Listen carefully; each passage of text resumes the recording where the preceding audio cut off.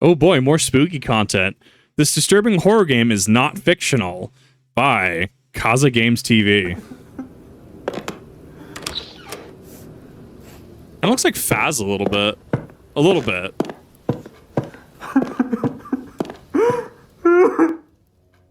Okay. If you have been following our channel for a while, you are probably aware that we love discovering games that have a connection to real-life events, or even contain a reference to the real world, no matter how unclear that reference is. This channel is actually the first one on the internet to reveal the true story behind Lucy in Visage, Nine Childs Street, and The Bridge Curse 2. If you check the internet websites, you'll find most of them focus on the popular games, where the real-life inspiration is clear, but there are dozens of hidden small games that they ignore, and most people never get the chance to even know their existence. It's disappointing that many content creators seem to avoid digging deeper into the real-life inspirations behind certain horror games, and instead they prefer surface-level titles. It feels like I think that has to do with a separation between source material and art. For example, we have Outlast Whistleblower, right? Not that I've played it, but I know enough about it. I think I watched Markiplier play it once upon a time, where you have the dude trying to make his quote-unquote wife, allegedly how he is basing on Ed Gein, I don't remember how his name is actually pronounced. Even though I bring up, I did a college paper on Ed Gein. Not a super cool individual, I assure you. And I think that goes into the separation. And horror is already kind of a niche genre as is. Like, selling something like Call of Duty or Battlefield is a lot easier to a generalized audience than selling something like Dead Space. As somebody who loves Dead Space and Resident Evil and has been looking into Silent Hill, because I've been very much enjoying learning about the franchise, some of the inspiration behind it and stuff. So that's not ultimately that surprising to me personally.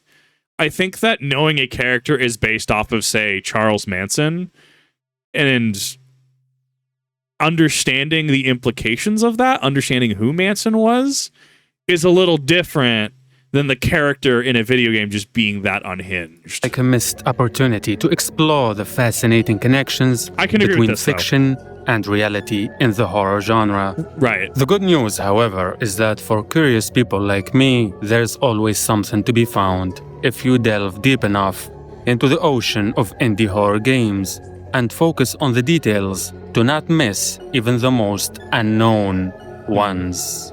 After we explained the real-life inspiration of several relatively popular horror games in the past, today I wanted to delve into the story of a very small and mysterious title that I am sure none of you have heard of or played before.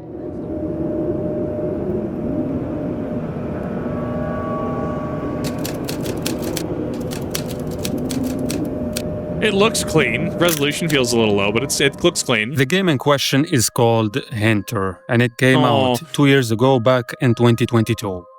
I might know what this is about. Nobody really heard of this game, and the reviews are kind of mixed, because it needs some improvement when it comes to optimization and overall quality. But our focus today is not on the gameplay or the technical side, but rather on the dark story that this game tells. Hinter is a 19-style retro horror experience, and it's intentionally designed to look this way to give you a feeling that you're in the past because of the timeline of the story. In the game, you play as a German man named Andreas Graber, the head of the Graber family in Bavaria, and this family sadly went through a terrifying incident. The story begins shortly before the tragic events, allowing you to explore a place called the Hinter Farm and speak with other family members to find some answers to this horrific mystery. This seems like an interesting chilling plot for a horror game, but what's even more interesting is that the family, the farm, and the events are far from being fictional. Right. We actually do have a reaction to Wendigoon's video on the Hinterkaifeck situation, as I'll call it. Definitely one of the... I want to say it's one of those landmark, right, cases, especially in Germany, from what I understand. A lot of people have a lot of opinions, and a lot of people like analysis done on it. Very, very famous case.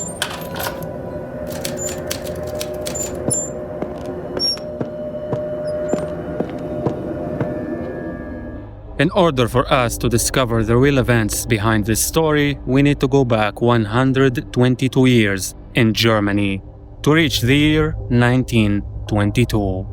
The specific place we're talking about is in a small city called Weidhofen, inside the state of Bavaria. In this location, there was a large farm called Hinterkaifeck, which belongs to a prominent family called the Grabbers.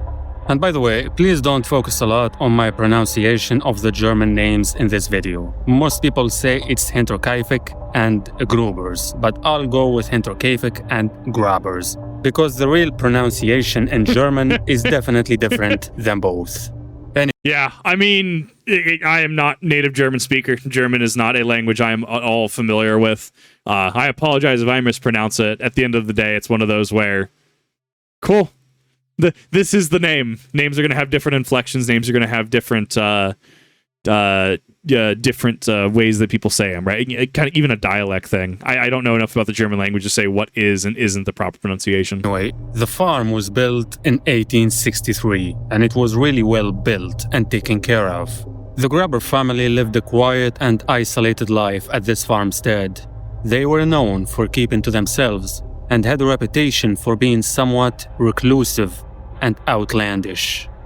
In other words, they were the type of people who don't want anyone to stick their nose in their business or even get too close to them.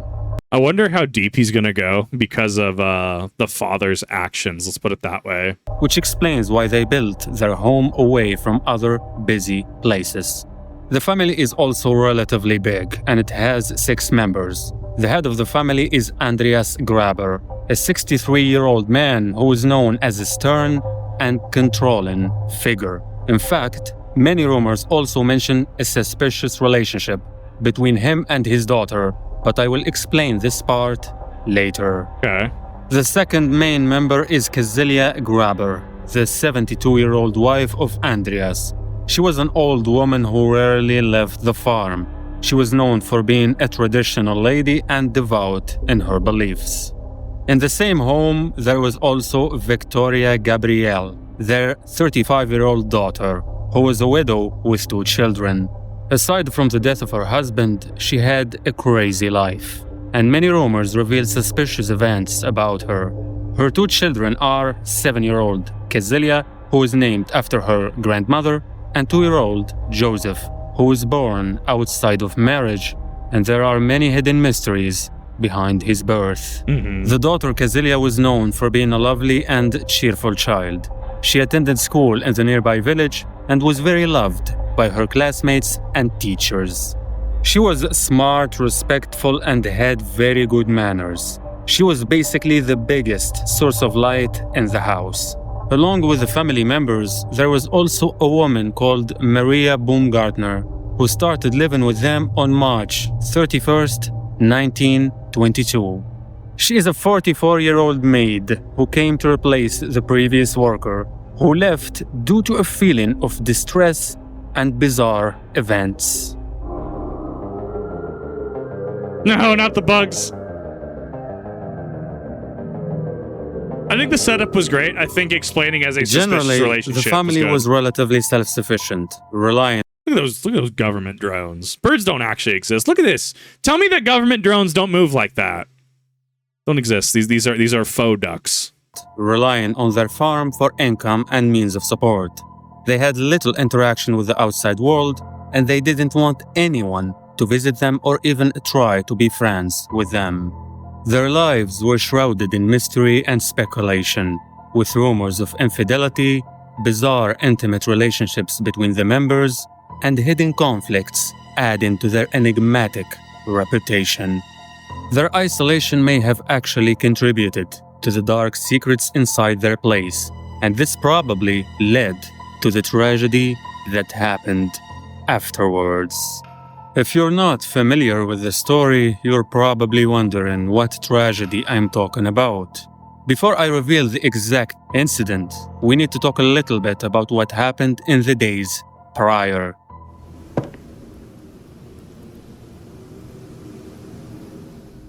In the weeks of March 1922, the Grabber family experienced unsettling events, including unexplained footsteps in the attic, missing house keys, and a mysterious newspaper appearing on the property from nowhere. Many of you might say, what can be mysterious about a newspaper? Well, a normal newspaper that you bought might not be worth mentioning. Right. But the problem is that Andreas found a newspaper that he never bought, and he was never subscribed to receive it in the first place, which means that the postman did not bring it to the house.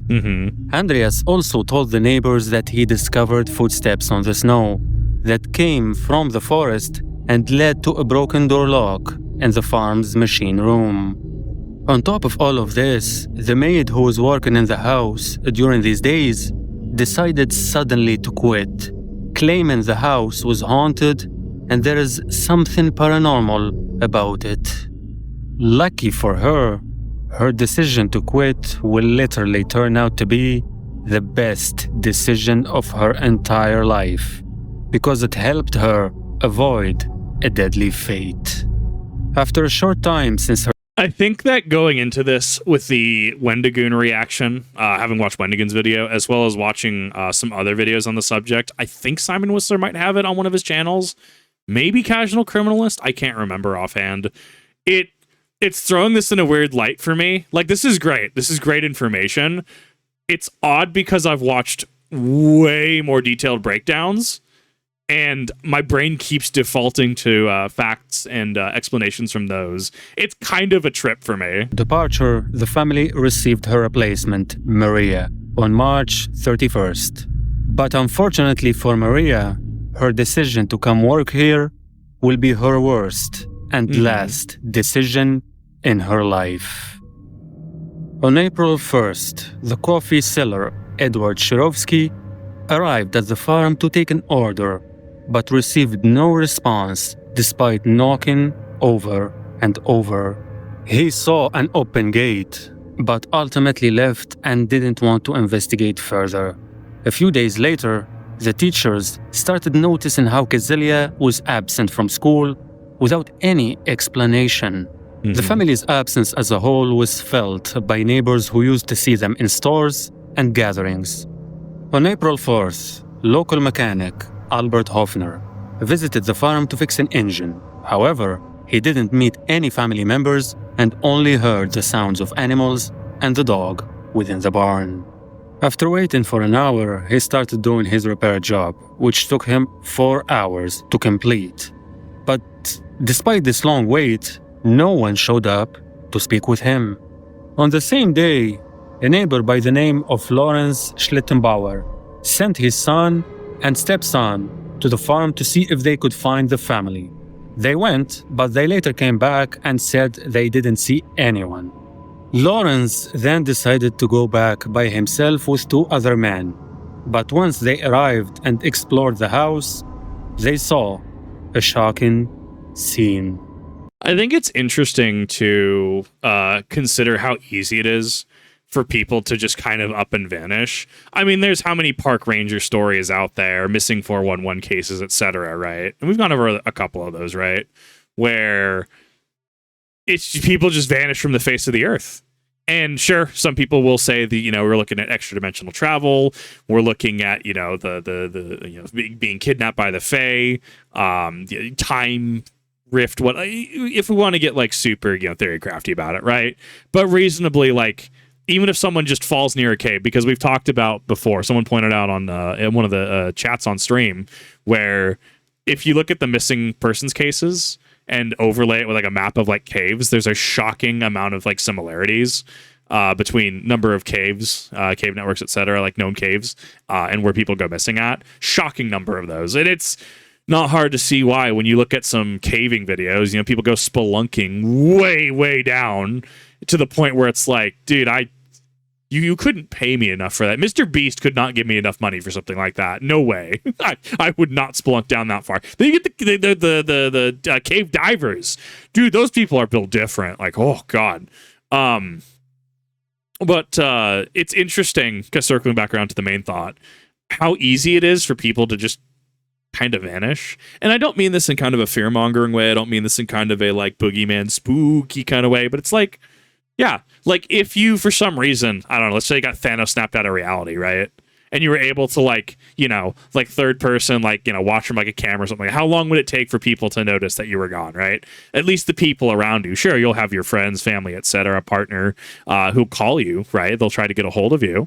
In general, I would argue that's how people would be found, would it not? I would honestly love to open up to law enforcement or individuals who have that experience. Is that the reason most people find people, you know, concerned people who are in their immediate sphere of influence? Or is it one of those situations where your neighbor ends up just like, man, I haven't seen this guy in like 2 weeks. Like, is he still alive? It's interesting. It's interesting how the world continues to, you know, turn and churn. The world continues to go on, but it's very easy to just completely vanish. And I think there's something chilling about that. They found Andreas, Kazelia, Victoria, and young Kazelia inside, brutally murdered. After further investigation, the bodies of the little boy, Joseph, and the maid, Maria, were also found inside the house. In other words, every person in the house was found dead. Lawrence and the other neighbors were shocked, and they called the authorities immediately. This is when Inspector George Ringweber and his department began investigating the killings to understand what really happened. But the problem is that this mission will turn out to be one of the most complex in history. I think it's interesting because we're getting... So,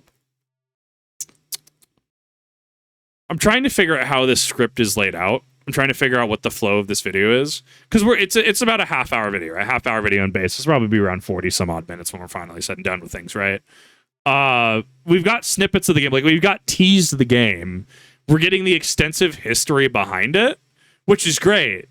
But how is that tying into the game? And I wonder if that's going to be a second half, like second part, second half, or if we're going to dive into the game at the end. I'm very curious to see how this game operates. I'm also curious to see how this game works within the source material. Like, we've seen like the footprints and stuff like that, right, already. Like, what, with the constraints of what the Hinterkaifeck situation is, how does the game function? Like, what does the game do? The first bizarre thing that they noticed is that people seem to have interacted with the crime scene by moving the bodies, using items, and even cooking food in the kitchen. Yeah. The scene made investigators believe that the perpetrators had remained on the property for days after the murders, taking care of the animals and also eating meals in the house. And by the way, I say perpetrators because the initial evidence made it look like there was more than one person in the place. But it can also be one killer. These details shocked the community and sparked an even bigger investigation to find any clues that might lead to who's behind this. But the issue is, every clue leads to a different conclusion. This is when physicians intervene to perform autopsies on everybody in the barn.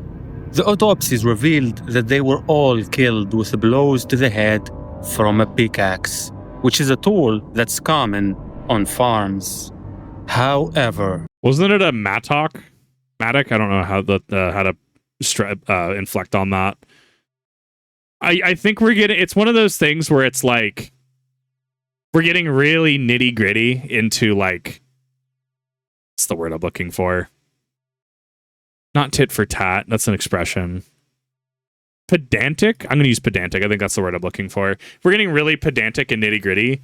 But, like, yeah, I mean, for all intents and purposes, yeah, it's kind of like pickaxe-type implement.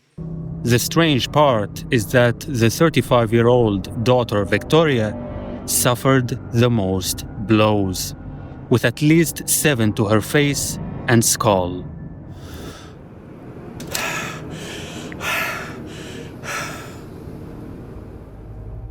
The experts also stated that the murders likely occurred in the evening of March 31st. This is why I said the maid Maria made the worst decision of her life when she came to work here. She literally arrived in the house a few hours before the tragedy, which means that if she had come a day later, she would have probably avoided this brutal death. The physician also mentioned that the little girl, Kazelia, has been alive for hours after the attack, and she has been struggling until her death. The problem, however, is that the investigators didn't find the weapon anywhere. To understand more details, the medical experts decided to take the skulls of the victims and send them to the German capital for further examination. At this point, the first theory that came to mind was robbery, which pushed the police to question travelers, vagrants, and neighbors. But this theory was abandoned when a significant sum of money was discovered within the house. This means that the killer was not interested in stealing anything, and the fact that they stayed for days in the house indicates that robbery was never the goal. After failing to think of a clear motive, investigators began forming a list of suspects to try to limit the possibilities as much as they could. And this is when things get much more interesting and dark. The first suspect they thought was Carl Gabriel, the husband of daughter Victoria Gabriel. But the problem is, Carl has been dead for years at this point. So why the heck would the police suspect a dead man to be the killer? Well, it's a little bit complicated. He was officially declared dead in 1914, during the World War I. But the suspicious part is that his body was never recovered. After the murders, people started to believe he may have faked his death, came back to the farm, and murdered the family out of revenge or anger. But this begs the question, why would he seek revenge in the first place? The answer to this question lies in the secrets of his wife, Victoria, and also in the disturbing life of the family as a whole. As I said earlier, Victoria had her second child, Joseph, in mysterious circumstances, where his father is not known. Everyone in the neighborhood said that the child was probably the result of a forbidden relationship between Victoria and her own father, Andreas. And this was actually documented by the court. Even though the court accused both the father and the daughter, it is stated that Andreas was forcing her to engage in this with him, which means that she's a victim, even though Carl probably did not know that part. The first theory against Carl is that he killed the entire family because of his anger towards his wife, Victoria, because he thought she cheated on him with another man, which might explain why she received the most blows with a pickaxe. So, I mean, we open up with the game, right? So I'm working off of like Chekhov's gun logic, where it's like, what if it shows up in the intro sequence, the thing is going to come in and play down the line. I mean, it's not a direct one-to-one, right? But I guess, I don't know. I'm trying to figure out, are we going to analyze the game? Or is the title meant to use the game, as the video has thus so far, use the game as a base to explain the history behind the game and maybe tie it up in the conclusion? Like, this is good information, don't get me wrong. I think it's a very good explanation. Sure, absolutely. There are other videos who have deep dived Hinterkaifeck, and it's one of those things where like everyone's going to be able to have a different way to explain the information as it's presented, right? And that's the beauty of YouTube. It's the beauty of social media, right? We can all understand Hinterkaifeck as a thing, and not that we all necessarily come to different conclusions, right? But like even with the same facts, present it in different ways. I think this is a strong presentation for that. I think I was a little coming into this wanting to look at some indie horror game. And while we did get that, we mostly got a history lesson out of it. So I think rather than the title being potentially misleading, I think I went in with the wrong expectation. What made investigators suspect Carl even more was the fact that he lived in the house before, and he would have been familiar with the layout of the farm, its routines, and the location of tools like the pickaxe used in the murders. Even though these ideas are logical, the problem, however, is that Carl at that time remains dead in official records. So, if he's alive, where the heck is he? For the next 24 years, no one found any hint about him until 1946, after the Second World War ended. In that year, German war prisoners were released from Soviet prisons, and they said that they had been sent by a German-speaking Soviet officer who literally told them that he's the one who committed the murders. I want you to think about this for a second. We're talking here about a German man who was a Soviet officer. Many of you might think, how would a German guy be a Soviet officer? Well, rumors in the area stated that Carl, the husband in question, actually expressed a desire to go to Russia. But this is all hearsay at this point, reasonably, right? Like, it's what, like, weirder things have happened in military history, right? Did the Army Rangers not have a collaborative work with the then Russian Spetsnaz, because the Soviet Union was already declared bankruptcy and became Russia by that point in time. It was the early 2000s, I think. Look, weirder things have happened in military history for all intents and purposes. Like, some German officer in World War II or some German individual who happened to be bilingual or learned to be bilingual, becoming a Soviet officer, having everything to gain from, being, notoriety, cred by being the perpetrator, quote unquote. I mean, but even then, even what I'm saying is purely speculative and hearsay, right? Well, not hearsay, it's just speculative, right? So it's interesting to try to untangle this, but like there's a reason why Hinterkaifeck is still so talked about and why we'll never really have an answer as far as I'm aware. For his disappearance and supposed death. Please keep in mind that the timeline we're talking about in this part was way before the Second World War, and even before the first one. This means that the idea of a German man going to Russia and eventually reaching a position in the army there is not really far-fetched. I mean, who knows? Right. Maybe Carl had communist beliefs and was interested in joining the communist movement in Russia that intensified in the 1910s. Despite these powerful arguments, nothing was confirmed, and the claims of the released soldiers were not considered credible because of their contradictions.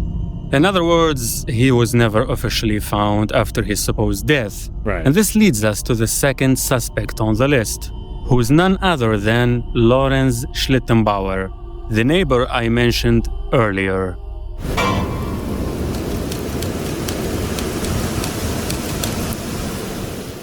Even though Lorenz was among the first people... See, I liked that, though. I liked being able to combine the game with the material, right? Like, doing the explanation and then showcasing a like segment of the game. Not everything's going to be a one-to-one, right? Absolutely. Like, this is required history, right? So, say minute 4 to maybe, 12 or 15, right? Sure, you have your 10-ish minute explanation, but then you start weaving in what the game is doing, right? That I really liked. To report the murders, the police couldn't ignore his possible involvement. The reason for this is that there are motives and elements that can actually push him to have problems with the Grabber family. After the death of his wife in 1918, it is believed that Lorenz had a secret relationship with Victoria, and he might be the real father of her son, Joseph. The rumors also say that Victoria used to receive child support payments from Lorenz, but he allegedly stopped paying at some point and refused to help her with the child. Victoria was reportedly planning to take legal action against him for financial support, which means that the murders could have been a way for him to eliminate the financial burden and any potential claims against his property.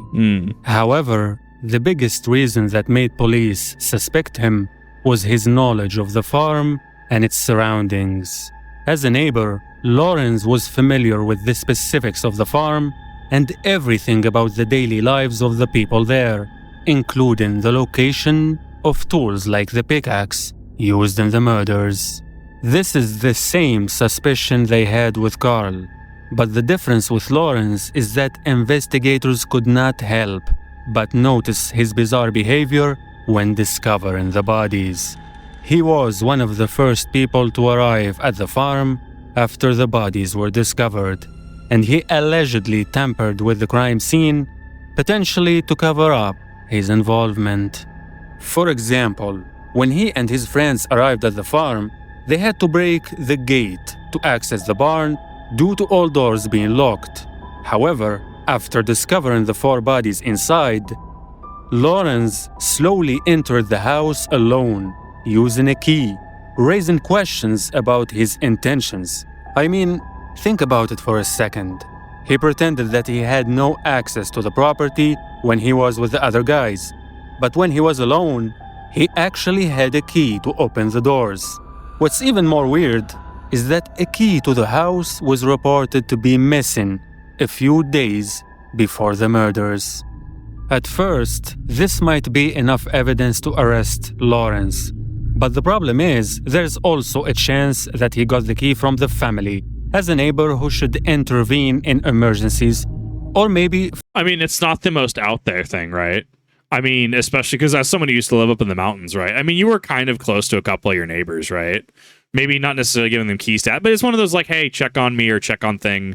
Hey, we're going down for a couple of days, we're going to be gone.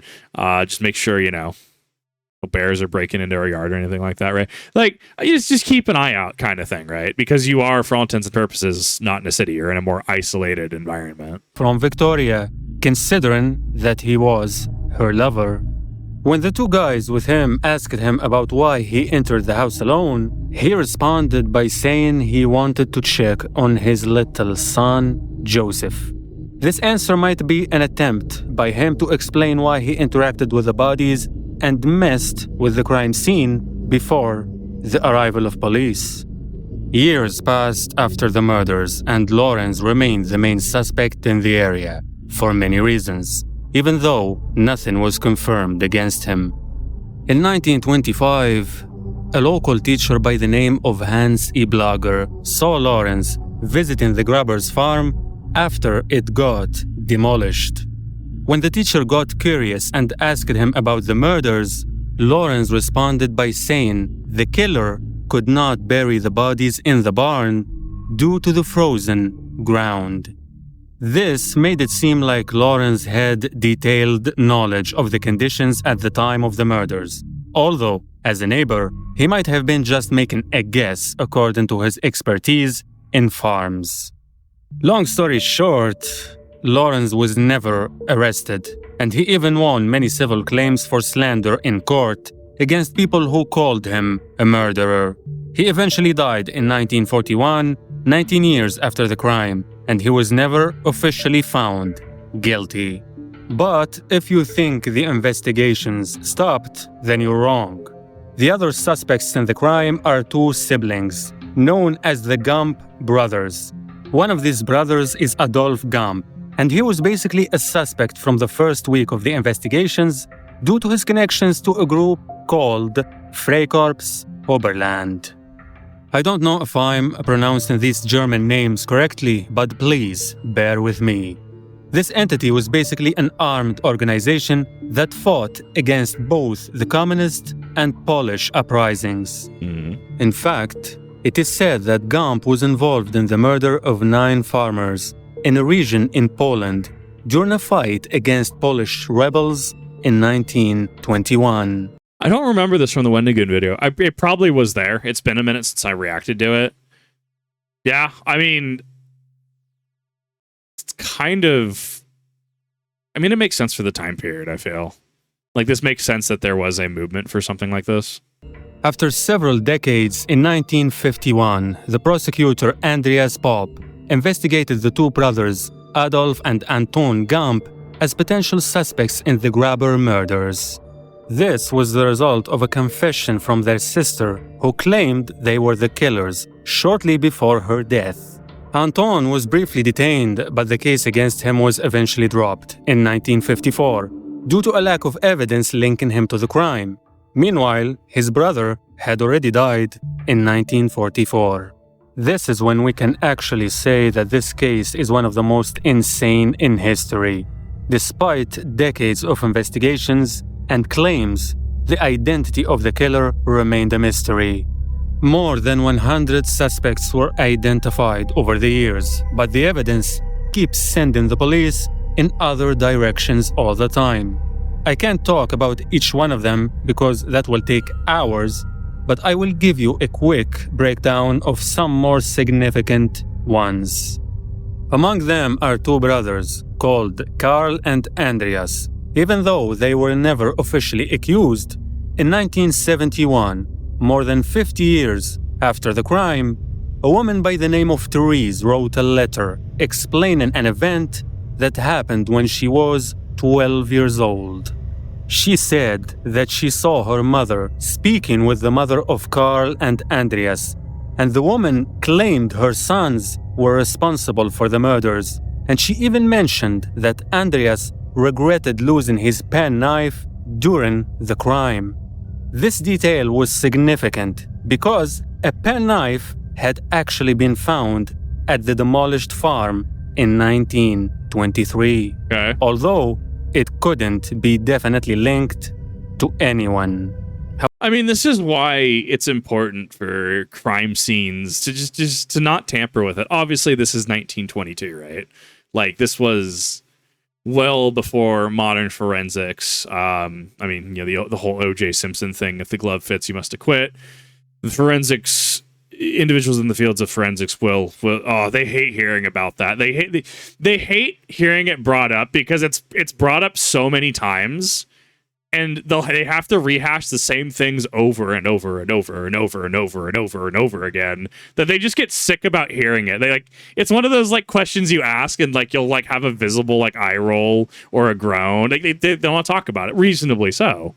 Like we all have those things that people ask us about. It's kind of like, how do you make this this YouTube thing work? And I'm like, we could talk about literally anything else. Why does it have to be about my work? Why does it have to be about how ad revenue works? Please, anything else. But like, this is the whole situation. People cooking in the kitchen, people moving about, people tugging on ropes and stuff in the barn. I mean, like it's hard, especially 100 years later, like just to piece things together, because one, the crime scene is contaminated, but two, it's like there's just you don't know what was done by whom. And if there's one thing the human memory is very good at, it's being forgetful and not necessarily remembering all the details as vividly as possible. So somebody, say, in the machine shop or the garage area, you know, they could have been tugging on a rope tied to some rafters, but maybe they stepped on something or kicked something underneath a car, or like a car or something underneath a board or something. Like, and especially if they didn't notice, how are they gonna say anything, right? And then it's like, oh, we found this underneath the car now, or we found this underneath the board, and it's like, okay, but how do you know? It kind of exists in this weird like superposition state of, did somebody else do it or did the perpetrator do it? And you can't confirm or deny it. However, the investigation into this hint yielded no results, and the former maid at the farm claimed she had seen the penknife on the property before the murders. And speaking of the maid, she also led police to suspect another two brothers, known as the Toller brothers, who had a history of robbery in the area. She said that she remembers Joseph Toller coming to her window at night, inquiring about the family and claiming that he knows about their sleeping times and financial status. She also said that he explained how he knows everything about the forbidden relationship between Victoria and her father. The maid also noted the presence of another person during this conversation. She said both Joseph and the stranger were looking at the machine house and then upwards. However, as usual, this was never confirmed, and the investigation always reached a dead end. I mean, you could argue that that's just social engineering, though, right? Because from what I remember from the Wendigoon video, the father was arrested, right? Like, dude was known for doing some pretty scummy things, right? That's kind of public information, right? Especially with small town syndrome, right? Small towns, you know everything that goes on in small towns, right? It's not like, you know, some large city. It's not some large metropolitan area, right? Small towns, you know what your neighbor's doing, reasonably so. Your neighbor knows what you're doing. You know what happened to a soccer mom 247's daughter, right? And why their birthday party had to get canceled, right? Like, it's just small town things. So that reads to me like social engineering and trying to feel like you're coming from a place of authority and knowing, whereas you're trying to gain information. I don't know. Like, that one's an odd one to me. The case was basically closed in 1955, despite countless arrests. The last official attempt happened in 1986, when the last interrogations took place. After that, the files were abandoned, and most of the investigators retired without finding the killer. Yeah. This is when the mystery went beyond the borders of Germany and landed in the United States, because theories started coming even from American figures who started piecing together some clues.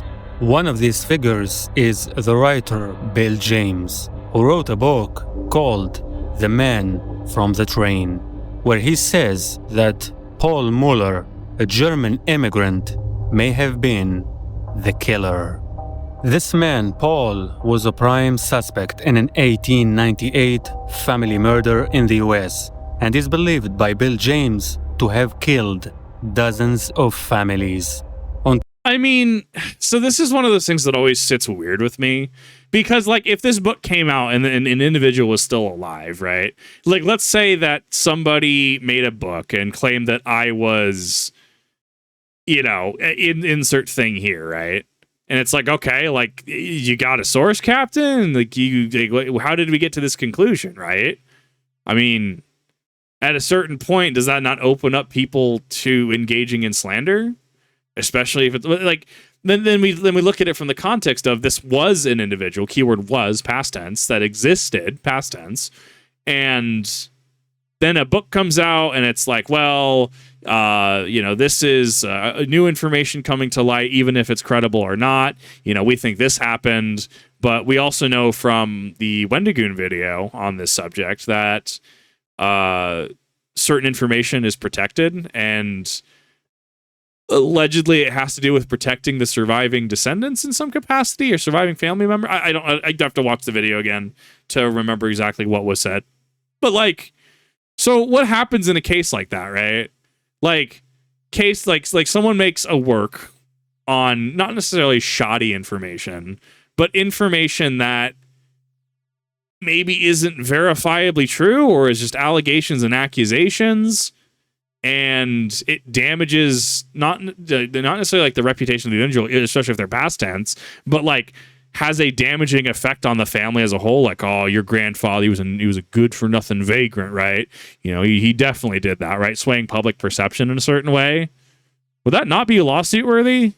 Like, especially if it reaches a critical mass. I mean, think about it this way, right? Like a video, right? If I made a video making some weird allegations on a present tense individual, say Moist Critical, or a past tense individual, trying to find a good example here and I'm blanking on him, I apologize. Insert just some random YouTuber that, and I'm just like, oh, I have this new information that's really going to put a nail in their coffin, right?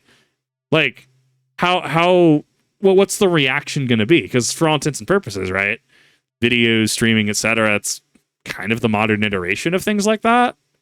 and it's not really well looked on, and there have been lawsuits over these things. On top of that, the German case shares similarities with Paul's alleged crimes in the United States, including the slaughter of an entire family in their isolated home using the pickaxe as a weapon. Oh, And no. he also manipulated the victims' bodies, and doing all of this for unclear reasons beyond robbery. The writer Bill James speculates that Paul, who is described as a German immigrant in the media, might have returned to Germany by 1912. I think that this is really... I think the issue is less pieces like this now that I think about it, and it's more how social perception has changed. Where especially in a era of AI, right? In an era where AI is so rampant and prevalent, it's, misinformation, disinformation spread constantly. Fake news, if you will. Like, stuff like this is just weighted differently. And I really do feel like I prize and treasure actual official sources and citations, right? Because yes, it was a tweet, but this person did say this. They may have deleted the tweet. They may say, "Oh, whoopsie, that was my bad." This person did say the thing. First party citable source, actual scientific fact. Here, we have the thing. This is tied to them, right? If I had a tweet that said, pancakes are pretty cool, but I hate them, waffles are better, and I deleted the tweet, you can still pull up the tweet that says Kip literally said that, pancakes are cool, but he hates them. He thinks that waffles are better, right? And then you're going to get the crepe audience is going to get all up in my grill. Pun intended, actually. Unintentional pun, but pun intended. So I think that our social dynamic has just shifted to in a way where we don't have enough critical thinking skills en masse, and we don't have enough understanding of how to combat things like this that can make accusatory works, even if they're done in good faith, being presented as strictly hypothetical and speculative, which makes them potentially dangerous. I think that there's a commentary here. Scrutiny increased around similar murders across the United States. In other words, Bill is saying that Paul is a German serial killer who came to the US and committed his first mass murder with a pickaxe against a family who was living on a farm in 1898. Then he escaped back to Germany and probably committed an identical crime against the Grabber family. This sounds like a very compelling possibility, even though we can never verify it. I mean, I wouldn't say it's compelling. I require much more substantiation and evidence before I begin to be like, cool, yeah, sure, two similar incidents happened. I'm personally not sold. I think that I require a lot more upfront to be able to get sold on ideas like this. Because Paul died a long time ago, and he was never found anyway. He was not even caught for what he did in the United States, let alone in Germany. Despite all these suspects I mentioned and many more, the killer of the Grabbers was never identified, and the case remains a global mystery to this day. In my opinion, whoever did it must have had a relationship with the family in one way or another. The fact that the Conclusion is opinion piece. killer lived in the house for days after the murders and did casual tasks like taking care of the animals and making meals in the kitchen makes me believe that they're very familiar with the farm. The second element that I can't overlook is that the crime seems very, very personal to me. The brutality of the killings feels like it's coming from a person who's actually angry and full of hatred towards them. And that's why even the little children did not get any mercy. I don't know about you, but all these hints force me to think about the husband, Carl. I mean, what if he really was Is this footage of the actual game or is this Outlast? I think that was Outlast. alive, and his death was a fabrication by him to seek revenge against the family?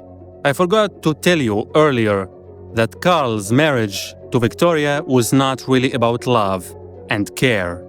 In fact, many reports say that Victoria married him to hide her first pregnancy with her daughter, which probably was the result of an incident with her father or some other man. We will never know the exact father of both kids, but we almost know for sure that Carl is not among the possibilities. His role in the marriage was basically a cover to hide the family's disturbing intimate activities and Victoria's reputation. However, keep in mind that all rumors regarding these incidents within the family say that the father, Andreas, was the main reason behind them. It is highly suggested that he was taking advantage of his daughter Victoria, and he didn't even let her have a happy life with Carl after the marriage, especially because he was living with them too. Anyway, in order for this theory about Carl to make any sense, he needs to be alive in 1922 first, which really makes the whole story even more wild. This is all I have for this mystery, because I swear diving into every detail about this family would make my brain explode. Everything is complicated and their lives were a mess by default. There are so many crazy intimate relationships and rumors from all sides without anything being proven. So please like this video if you loved it and make sure to give me your own theories in the comments below. See you at the next one. So, okay, let me take a minute on this one. I thought it was a good piece. I thought that it summarized a lot of events very, very well. I can't remember what the thumbnail is at this exact moment. Give me a second. If we go to images. So the thumbnail I do feel is slightly misleading. The incident that literally traumatized Germany, right? I think that this is slightly misleading to what we got. Yes, absolutely. An incident that was known well over. So even at its core, looking at the thumbnail, right? I think the thumbnail is misleading in a couple ways. One, if we look at, the spook face, right? Very clearly demonic. And sure, you could argue that there is a parallel between the actions being demonic as well. I don't know, because I think inherently implying demonic versus not demonic, I think that you're inherently getting some religious aspect in there, just from a factual standpoint, but that wasn't really presented. This was more the presentation did not match the demonic face here. Yes, actions deplorable, awful. Well, I'm not going to argue that they weren't, right? I don't think that it lands the way that it should have. The incident literally traumatized Germany. So think of the thumbnail, right? And as an additional title. I remember how we had to make titles for our papers, right? If I made a paper on the top 5 reasons Resident Evil 5 is a great co-op game, right? You're going to expect what? 5 reasons that Resident Evil 5 is a great co-op game, right? If I said that, the paper was 5 great reasons Resident Evil 5 is a great co-op game, right? And then I was talking about nothing but Resident Evil 6, does that necessarily make sense, right?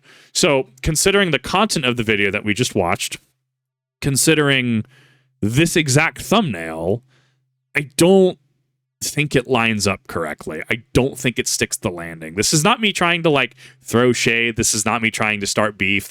No, I think that this is a critique. I think this is a criticism in regard to presentation and being in danger of clickbaiting audiences, which I'm not a fan of. But then again, my style itself, this video has 1 million views, where from an objective standpoint, if we look at the stuff I do, I'm small time, right? For all intents and purposes, right?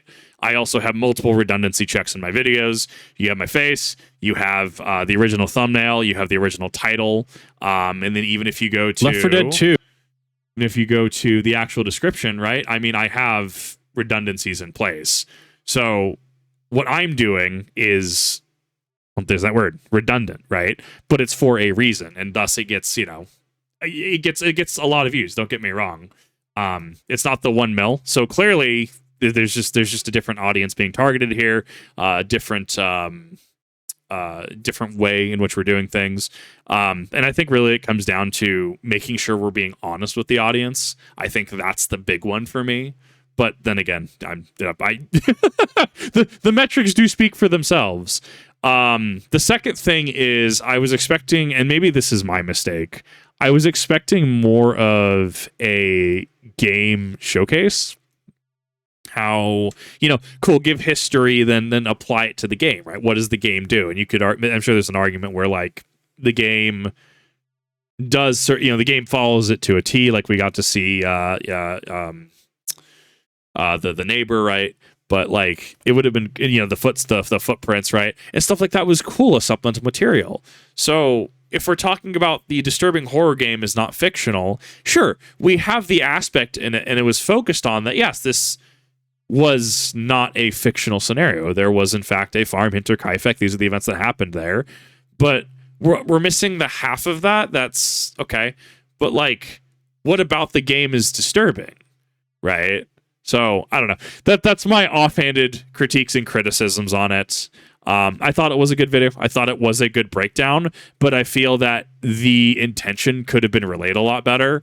I did also watch another individual video by this individual, and it was about games you can't play anymore, something like, or games that are illegal to play. And that was like it had the Doritos hotel room like 6-2 something. I can't remember what it was offhand. I'd have to go find it. But I was watching like that, and like it was because the funny hotel ARG type thing that was only open from like 6 p.m. to 6 a.m. like was using your webcam. You could appear in the game, right? Or you had a the alleged game that was downloaded from 4chan, and it had some really creepy and disturbing imagery, especially with people trying to get a little too close to children, right? And like stuff like that. Like, yes, the content matched the title and the thumbnail. I don't think that this was necessarily met here, which is unfortunate because I wanted to hear about a really cool horror game. And we ended up just going down another history lecture, which is fine. History's great. We learn from history, but not quite what I was expecting. But let me know what your guys' thoughts are in the comment section down below. Let me know if you thought this was good. Let me know if you think I'm overreaching. Let me know if you think that the criticism doesn't necessarily stand up and the video delivered on exactly what was promised. Let me know if you were also trying to figure out where the game was going to come into this, but ultimately we're kind of confused when the game really didn't come into this. Thank you all for watching, and I will see you all in the next one.